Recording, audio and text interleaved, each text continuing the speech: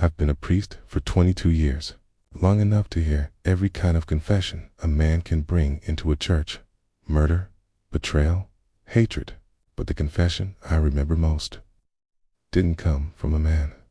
It happened in a small church outside town, a quiet place, old wood, creaking pews, candles that burned down faster than they should.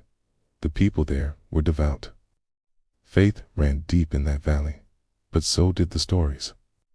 They warned me the woods around the church were older than the town itself, older than the roads, older than the graves behind the chapel. I thought it was just local folklore, until the night the confession box door opened. It was late, nearly midnight. I was preparing to leave when I heard the curtain slide on the other side of the confessional. I remember thinking how strange it was.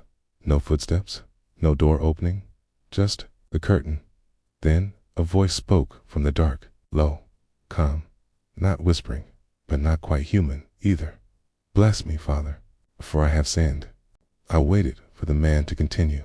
Instead, there was a long pause. Then the voice asked me a question.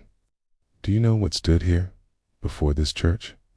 I told him the land once belonged to farmers. The voice chuckled softly, not amused, patient. Before the farms, the air inside the booth felt wrong.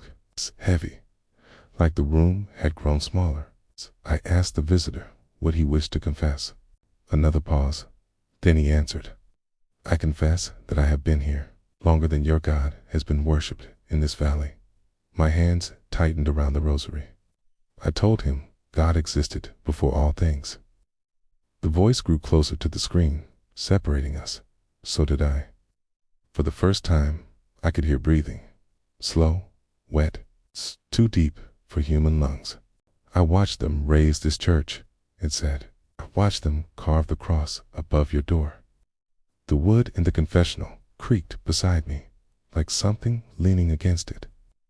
Then the voice spoke again, quieter now, almost curious. "Tell me, Father, can your God forgive something that existed before sin was invented?" I didn't answer. I couldn't, because in the silence that followed, I realized something.